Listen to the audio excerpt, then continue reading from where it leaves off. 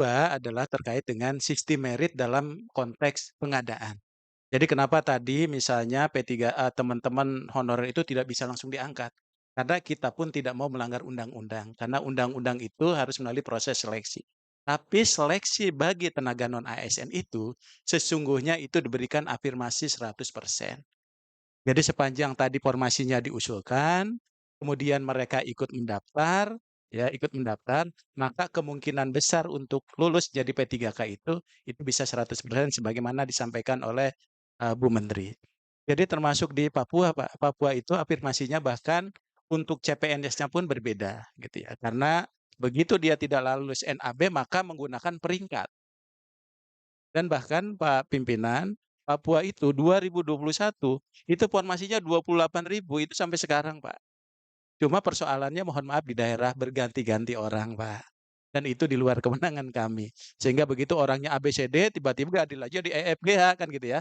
Jadi kita bingung lagi ya. Sehingga ini menyebabkan itulah yang terjadi. Nah, oleh sebab itu kesempatan untuk P3K itu bahkan Bu Menteri Kebijakan itu membuka 2 periode, Pak.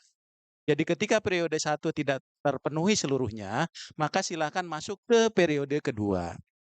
Nah, terkait dengan 30%-nya, maka disampaikan Bu Menteri tadi, ada pengangkatan P3K paruh waktu. Kenapa ada paruh waktu?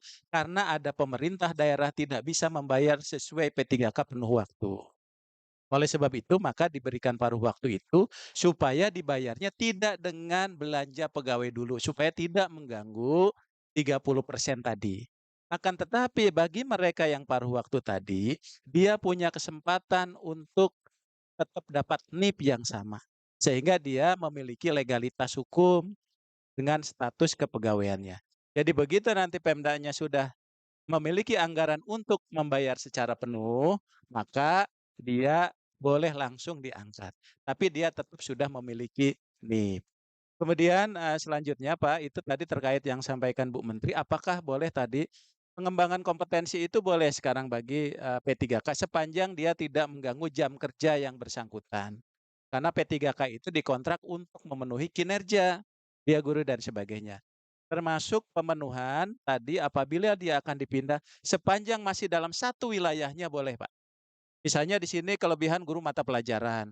Ini matematika, di sana kurang guru pelajaran matematika. Nah, ini formasinya usulkan ke Bu Menteri, nanti Bu Menteri akan keluarkan, maka dia akan berpindah. Nah, itu aturannya yang kita terapkan supaya apa?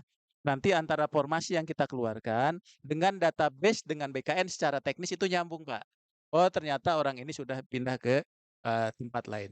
Jadi sangat memungkinkan distribusi itu asal dia tidak berganti jabatan. Kalau sepanjang berganti tempat, tapi dalam satu institusi itu masih diperbolehkan, tapi dengan syarat tadi untuk formasinya itu harus disesuaikan supaya memastikan yang bersangkutan. Karena formasi di jabatan itu ada 3 Pak yang paling penting. Pertama kualifikasi, kedua jabatan, ketiga unit kerjanya. Jadi dia harus sudah cocok di tempat itu. Kemudian ya Pak, sudah bisa diajukan Pak nanti. Jadi begitu tempatannya sudah ada, ternyata pemenuhan anjab ABK-nya dia tidak di satu tempat, dia butuhkan di tempat lain, itu sudah boleh diusulkan melalui kebijakan Ibu Menteri.